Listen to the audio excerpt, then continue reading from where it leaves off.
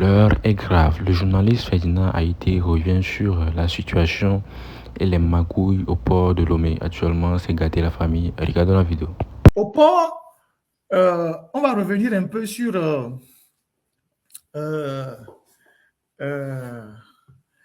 tout le désordre que Adignon et ses amis ont laissé et qui aujourd'hui constitue un cocktail explosif au port autonome de Lomé. La dernière fois, je vous parlais de ces responsables-là au port qui faisaient n'importe quoi avec les dockers et les agents du port. Vous savez, les 21 ans passés par Adignon, vous savez qu'Adignon était d'un certain âge. Et comme j'ai eu à vous le dire à plusieurs reprises, il a eu des moments où il vient au boulot, il dort. Il dort, il est fatigué, c'est quelqu'un qui était d'un certain âge. Donc, on lui faisait signer n'importe quoi. Et ses collaborateurs qui étaient à côté lui faisaient signer n'importe quoi. Parfois, quand il n'est pas en lui-même ou bien il perd la tête, il signe. Parfois, il ne signe pas. Mais la plupart du temps, il a toujours signé des trucs que ses collaborateurs profitaient pour le faire signer. Et aujourd'hui, le port se retrouve dans une situation de délabrement total et avec des agents qui posent des revendications qui sont légitimes parce que depuis 21 ans, rien n'a été fait pour satisfaire leurs conditions de travail et de vie. Et donc, on parlait de cette dame la dernière fois, Madame Bilabina Pialo Abiré, qui était précédemment épouse d'Amelda, qui était précédemment à la direction technique.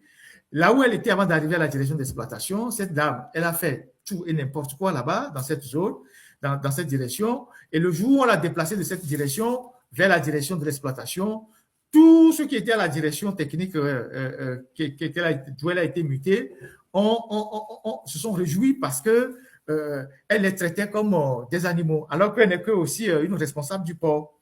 Elle n'est qu'une responsable du port. Et quand elle a atterri à la direction de l'exploitation, comme j'ai eu à vous le dire dans les lives de la semaine, elle a bloqué les avantages, non seulement de ses propres collègues, mais de beaucoup de dockers. Et elle a réussi à entraîner avec elle le fameux Baïta Yaogan Maouko, qui était lui aussi docker, avec qui ils organisent les magouilles sur la tête des dockers. Maouko, là, par exemple, avec la dame, ils ont allongé le temps de travail des dockers. Je donne un exemple. Ceux qui doivent travailler, par exemple, à 14 heures, le docker, il est fait travailler à partir de 11 heures. Et donc, il faut à la fin des heures supplémentaires de boulot. Ceux qui doivent travailler à 13 heures, ils doivent les faire travailler jusqu'à 19 heures. Ils font travailler à des heures supplémentaires. Mais, sauf qu'ils facturent les heures supplémentaires, mais ils ne les paient pas au docker. Donc, ils prennent cet argent avec la directive de l'exploitation, ils se partagent. Il faut envoyer un auditeur sérieux, une boîte d'audit au port, parce que ce qui se passe au port est d'une extrême gravité. Il faut faire débarquer une boîte d'auditeurs sérieux au port autonome de Lomé. Au lieu d'arrêter les innocents, de les jeter en prison, c'est des gens comme ça que vous devez balancer en prison. Parce que ces gens-là, plus ceux qui sont à l'OTR, qui ont volé de l'argent, des centaines de millions, c'est eux qu'on doit envoyer en prison. Parce que ces gens, ils ont créé un système assez huilé pour détourner des dizaines de millions au port sur le dos des dockers. Donc, ils faisaient travailler les dockers à des heures supplémentaires et ils ne payent pas ces heures supplémentaires. Ils débloquent les fonds et ils se partagent l'argent avec la directrice de l'exploitation. Et parfois, à la fin de l'année, presque vers la fin de l'année, les partenaires du port payent des primes de rendement aux dockers. Et ces primes sont parfois élevées. Et ça se paye au mois d'octobre. Par exemple, les docteurs occasionnels, ils prennent 50 000. Les dockers permanents prennent 75 000 et les dockers professionnels plus de 80 000. Donc, imaginez s'il y a 3 000 dockers. Le mois d'octobre, les partenaires, ils payent cet argent pour encourager les dockers. Ces gens-là, ils prennent l'argent, ils choisissent quelques dockers sur les 3 000. Ils peuvent choisir 500, ils leur payent des miettes et puis ils gardent le reste de l'argent par derrière eux. Et les dockers n'ont aucun droit de revendiquer l'argent. Ça leur permet de s'enrichir à une vitesse pas possible. Donc, c'est ce qu'ils font régulièrement et ils privent les dockers des primes de rendement. Et ces gens-là Vous avez écouté, nous avons dit qu'il y avait 4000 dockers. Mais en réalité, il y a environ 1000 dockers qui sont fictifs. Je répète, on a dit ici que l'ensemble des dockers font 4000. Mais en réalité, il n'y a qu'environ 3000 dockers qui travaillent. Les 1000 autres dockers sont des agents fictifs. Ils ont enregistré des gens sur les fiches du port, mais ces gens ne viennent jamais travailler. Mais le port paye ces gens et eux, ils détournent l'argent des 1000 personnes. Et parmi les 1000 personnes, il y a certains qui utilisent dans leurs champs, dans les fermes agricoles, de plusieurs barons, et c'est le port qui les paye. Donc, les 1000 personnes qui ne viennent pas travailler au port, mais qu'on a déclaré comme dockers, le port leur fait des bulletins de paye, leur paye de l'argent, mais ces gens ne viennent jamais travailler. Ils utilisent ces gens-là dans leurs champs, ils les utilisent comme des agents à leur domicile, des agents à leur domicile, et pour leurs propres courses personnelles, pour les courses de certains barons. Donc, le port paye pour des gens, environ 800 à 1000 personnes, comme dockers, mais qui ne viennent jamais travailler au port autonome de Lomé. Ces gens sont utilisés par les responsables de la direction du port et certains barons dans leur domicile privé et dans des champs. C'est pour ça qu'il faut envoyer un audit au port. Il faut envoyer un audit pour auditer le port. Donc, imaginez si un docker est payé à 50 000 francs par mois, fois 1000 personnes qui sont fictives, l'argent que ces gens-là se font. L'argent que ces gens-là se font. Et donc, c'est maintenant que les informations sortent. Puisque les gens disent, le port, et tout ça, ça se passait au temps d'Adénion, parce qu'Adénion ne contrôlait absolument rien.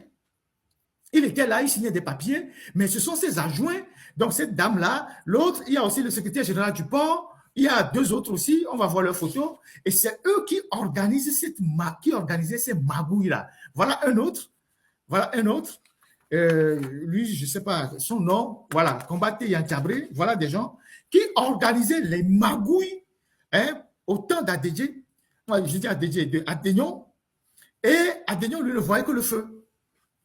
Un exemple, il y avait une serrure qui était en panne, qui était gâtée, comme on le dit en français ordinaire, au niveau de la porte de Smope. Le Smope, c'est l'endroit où les dockers restent et tout ça. Juste une serrure, une serrure. Ils ont facturé la serrure. Ils ont facturé la serrure à 1 million. À Adénion. La serrure qu'on vendait à 10 000. Ils ont mis 2 zéros. Heureusement que Adénion, il était dans un état d'esprit éclairé le jour-là. Il a refusé de signer le décaissement. Une serrure, Loki. Ils ont facturé ça à 1 million.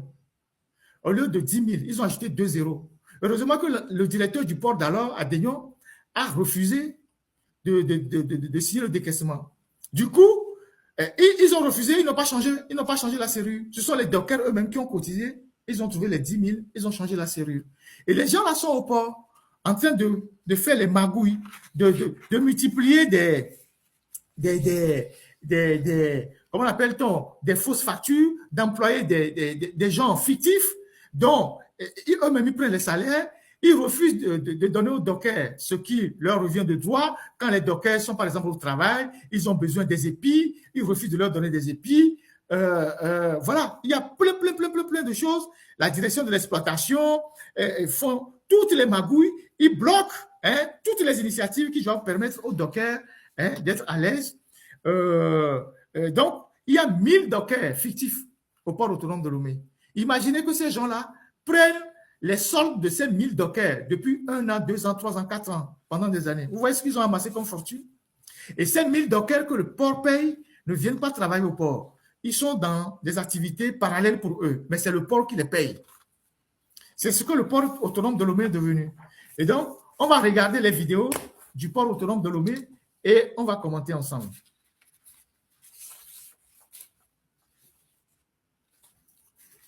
Voilà, notre polytank là a été payé pour recueillir l'eau pour les dockers.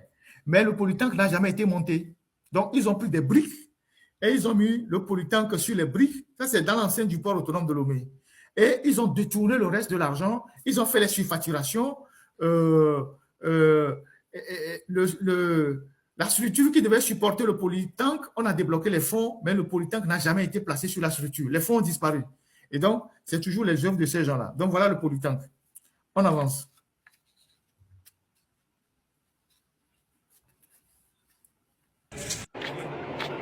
Voilà l'intérieur du port autonome de Lomé. Vous voyez comment c'est sale? Vous voyez les bâtiments? Les bâtiments sont comme des entrepôts totalement sales. C'est les toilettes, ça. Hein? Le port qui génère des milliards. Regardez les toilettes dans lesquelles les dockers se soulagent. C'est les toilettes du port autonome de Lomé. Hein? Le port autonome de Lomé. Voilà les quais. Le quai qui est totalement en délabrement.